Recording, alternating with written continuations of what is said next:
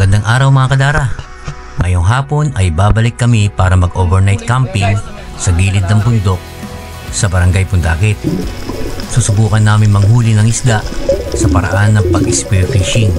Kasama ang dati at mga bago nating kaibigan. Samahan nyo kami sa isa na namang masayang adventure dito sa Kadara. Yeah, I just wanna be forever young. Yeah, I just wanna be forever young. I'm off the ground, no one can stop me now. Yeah, I just wanna be forever young. The other night, I remember what it felt like. It felt like to be on the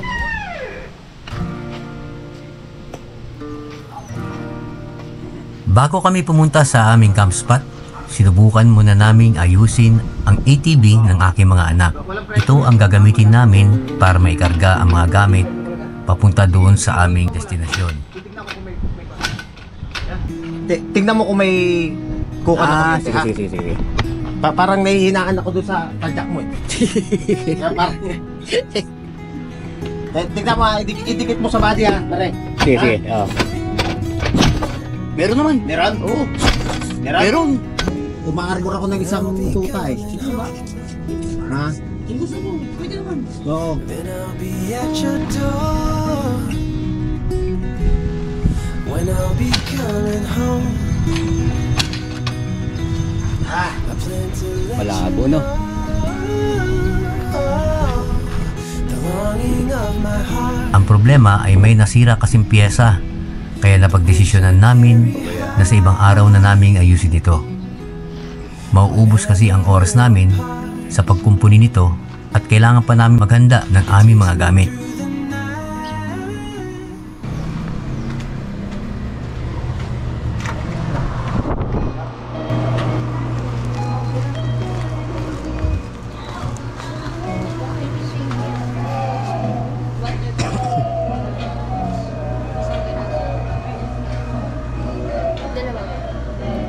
Wala kayo nasa sachet na ganito?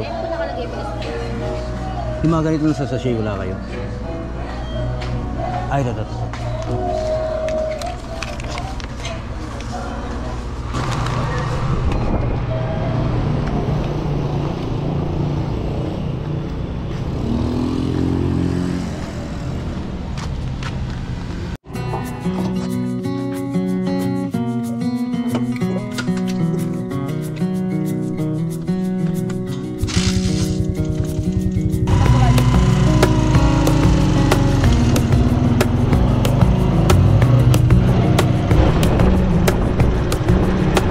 Ito yung tourism office. Dito, pwede kang makadaan papuntang Pundakit, pero ang nagbabayad lang dito ay yung mga galing ng taga-ibang lugar. Pero kung taga San Antonio ka, wala kang babayaran. Some neighbors get the monster someday open. Deep in the biting, liking for you is all I need.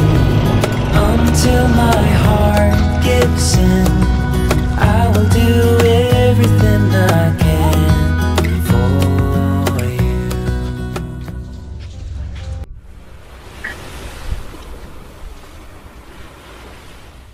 Pagdating sa campsite, agad namin sinet up ang aming tent. Ang dami ko iniisip kanina, naiiwan ko natin. Pang-camping mo.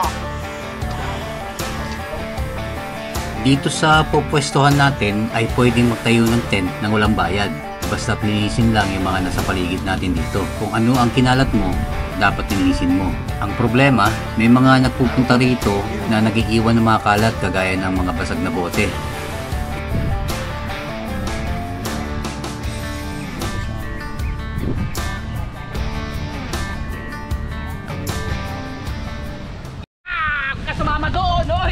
Sobrang lakas ng hangin.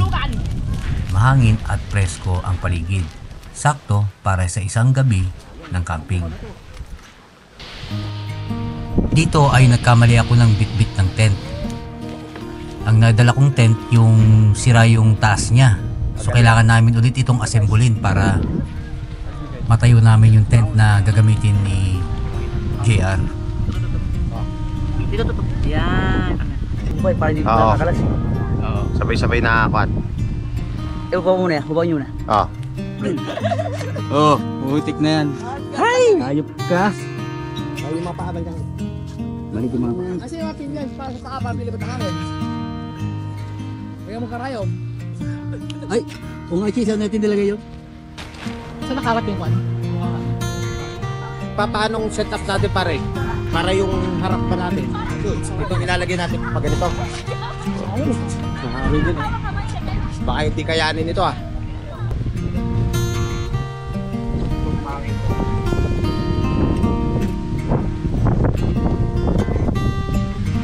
Ah, pa yung hangin nung. Ganito. Ito paano may TV device? Ito. Warak-warak. Marami. Yaman, Kadara! Goddammit! Napakasayang gabi naman ito, pare. Napakahangin. Kaya nga. Masaya din yung mamaya. Ha? Ay, nakita ko na kanina. Nagpa-picture pa nga ako kanina.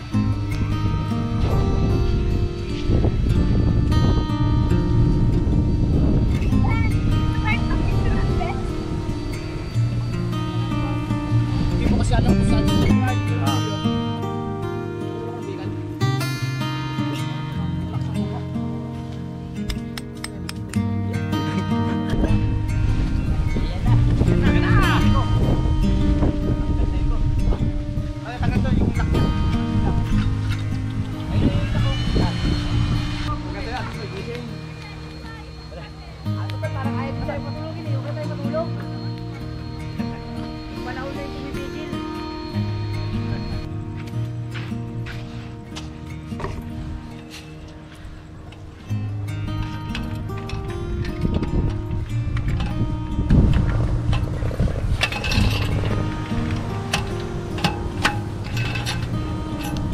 Okay.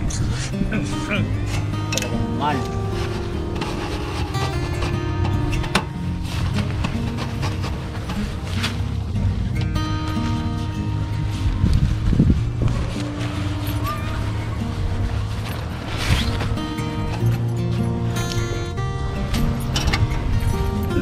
Pare ko ah. Habang abala ang iba sa pag-aayos, kami naman ay nagsimulang magluto ng adobong manok at pritong daing na isda.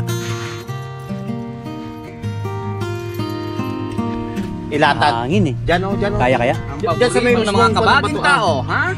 Kopo. Pagkain niya ng loro ah. Loro? Hindi magbalat eh.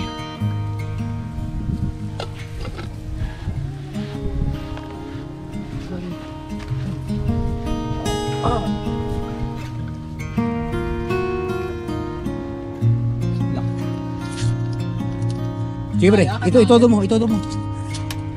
Yun. Natuto ka na ha. Natuto ka na ha. Dito natin ilatag pareho pag ganito. Ano nga pre, patama. Di ba?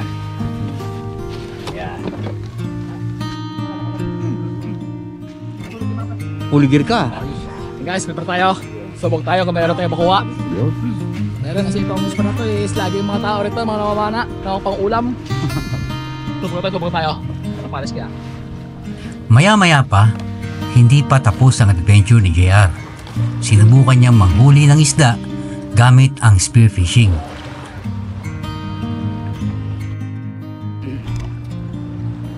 Ayun mga kadara. Baka sakali tayo mayroon makuha. Susubukan ni JR na ano. Espiro to eh. Espiro ng Zambales. San Antonio, Zambales. Subok.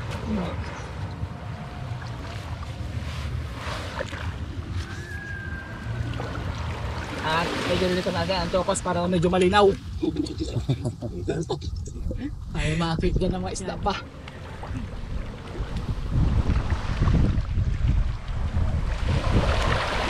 Malamig na no? Ang aking summer. Summer pa rin, malamig pa rin. Ito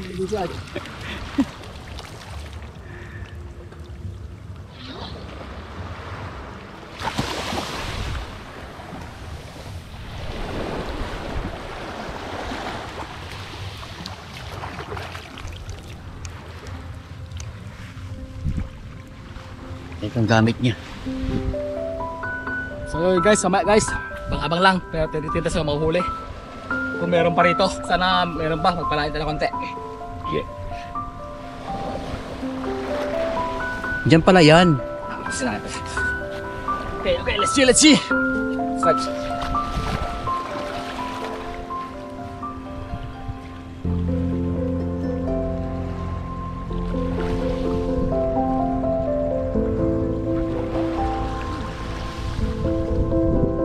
Ayun mga kadara.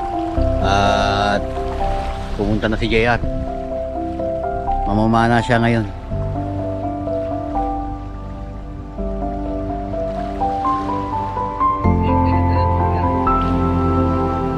Ano siya no? Spearfisher siya dito sa Zambales, San Antonio Zambales. Usually ito yung talagang ginagawa niya. Mamana sa gabi. At tingnan natin baka sakaling may mahuli siya. Yung area niya talaga mas malayo pa doon.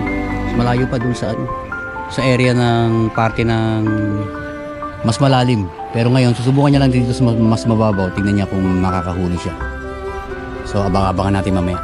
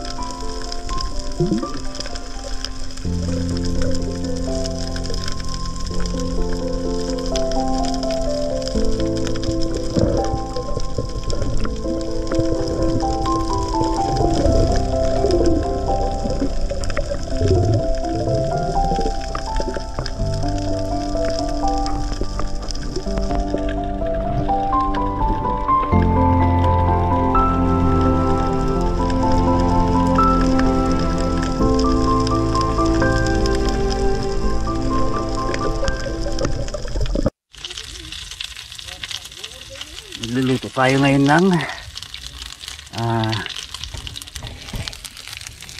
daing na isda.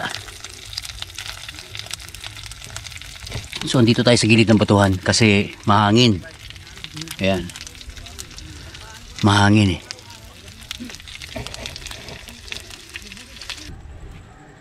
Dito tayo sa gilid ng bundok.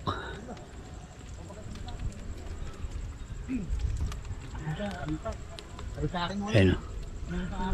Gilid tayo ng bundok. May dagaw. Laking dagaw.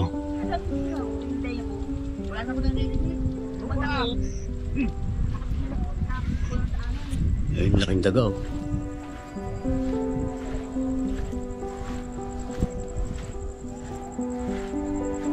Ang kadara, may daga rito. Laki oh. Ayun oh.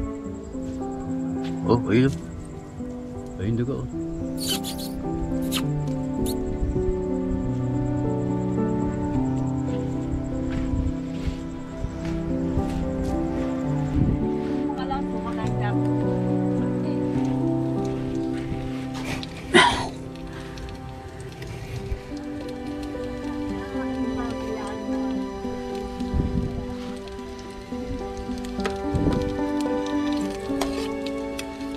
Ito nga palang niluluto ko ngayon na daing. Ito yung huli ni JR kahapon na idinaing nila. Noong isang araw pala na dinaing nila kahapon.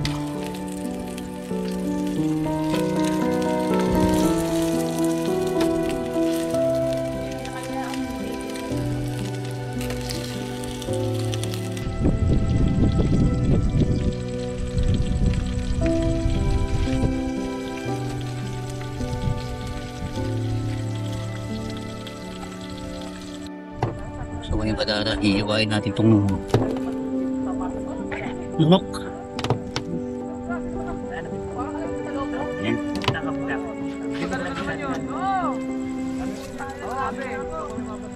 Kaya pala.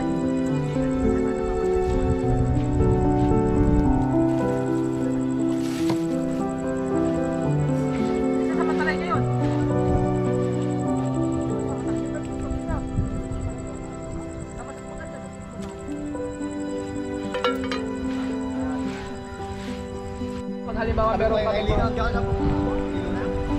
ko sa mga kaibigan ng market.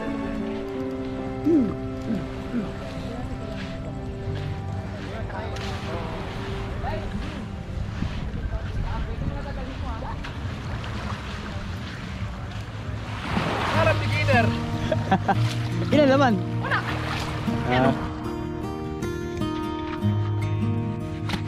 Saan laman yan? Kaya ito masarap. Ang galing. Yung masarap yung original alapayan. Sarap niya kuya. Grabe yan. Ito yung mga mamahalin. Oo. Grabe fresh niyan. Tapos mga... Ito mo ito yung video ko yan. Tapos mo ito. Siguro ako lang, mga pakol. Mga isa dyan? Komal! Ano ako? At hindi siya nabigo. May ilan siyang nahuli na agad naming pinrito bilang dagdag ulam sa aming hapagkainan sa gabing ito. Okay, guys. Lutuin natin yung original na lapayag ba? Mga pang turista to eh. Talagang mamahalin ba? Kaya tayo ng isa.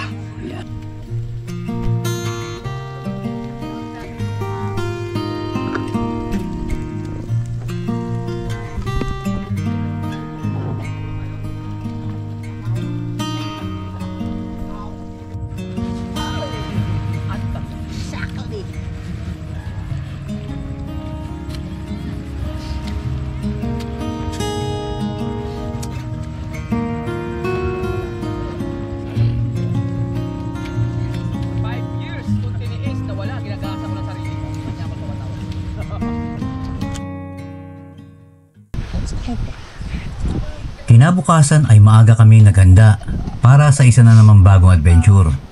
Sisisid ulit si Kadara JR para kumuha ng magandang tanawin sa ilalim ng dagat at kumuha ng seaweeds. Samantala, magpapainit muna kami ng tubig para makapagkape at mainitan ng aming tiyan. Tomorrow there's a new day to wash away the pain. There's a new day to take away your sorrow.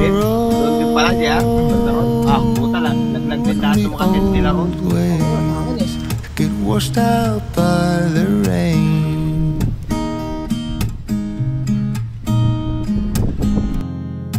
Darling, you've got to keep holding on through the night, 'cause I promise you this.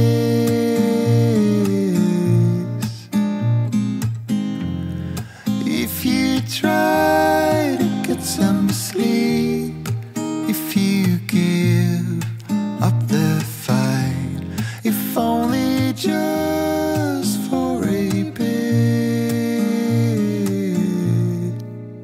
There's a new day to leave behind your. Habang kami ay nagkakape at pinagmamasdan ang mga turista sa batuhan, nagulat kami at napansin namin si Manong Salva sa kalayuan. Naglalakad papuntang batuhan upang mamingwit sa gilid ng dagat. Tignan! Sabi mo pa, sabi nga ito siya. Nagubral ka? Ay. Ay, sige kong terapi. Baka ako ka mga terapi. Ano, Jack? Kwa, daya di rabe, dyan di pa di ba? Ako, wala akong nga. Dita kami ka pa. Nagtagari ko na rin. Nagtas. Kanya, basta nagdakit na, dyan talya-talyo, ha? Dere-dere kitong bukon, dyan talya-talyo. Ang pakialam ko rin kita malang. Kaya napagpasyahan namin na sumama kay Manong Salva at si JR naman ay tuloy ang sisit sa dagat. Di na pagod yan, ha? Diyan ko na. Sabi yung ganti. Talaga eh. Ha? Ano mamagit?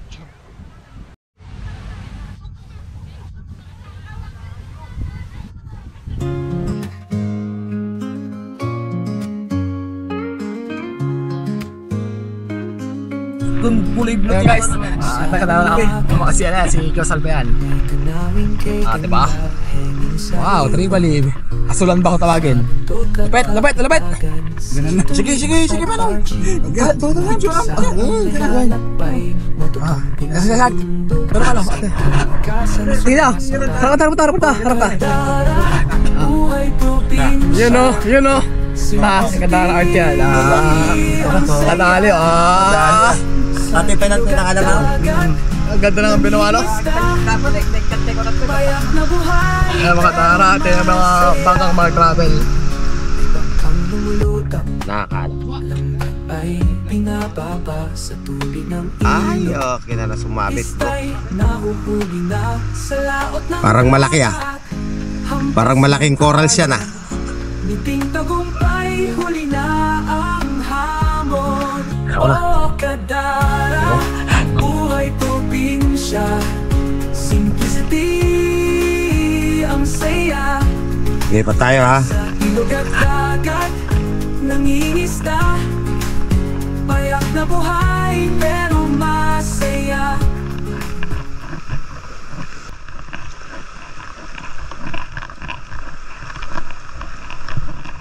Itinala tayo ni JR sa mundong kanyang ginagalawan. Lubos kong naunawaan kung bakit mas pinipili niyang bumalik-balik dito. Sa ilalim ng bughaw at maalong karagatan, iniikot ni JR ang isang mundong tahimik ngunit buhay na buhay. Ang liwanag ng araw ay unti-unting humihina habang siya'y lumalalim. Sinasalubong na makukulay na korales at malalarong isda.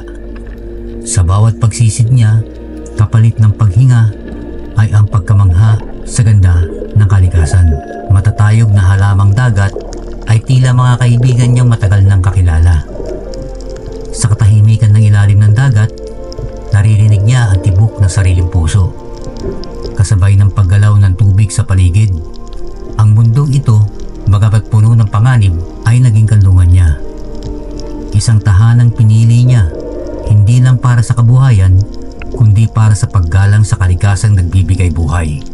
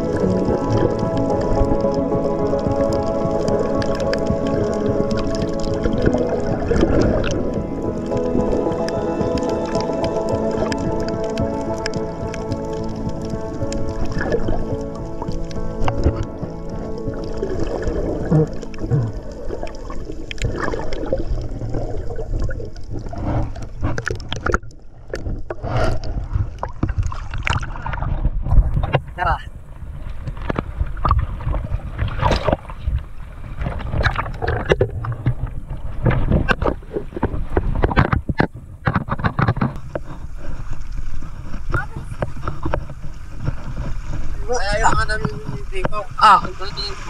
Wala ka na dyan.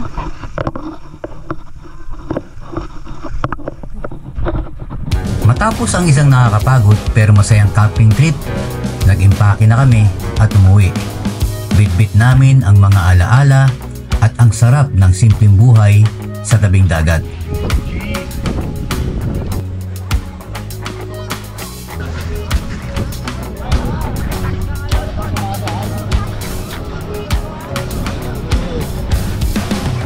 Yeah, I just wanna be forever young.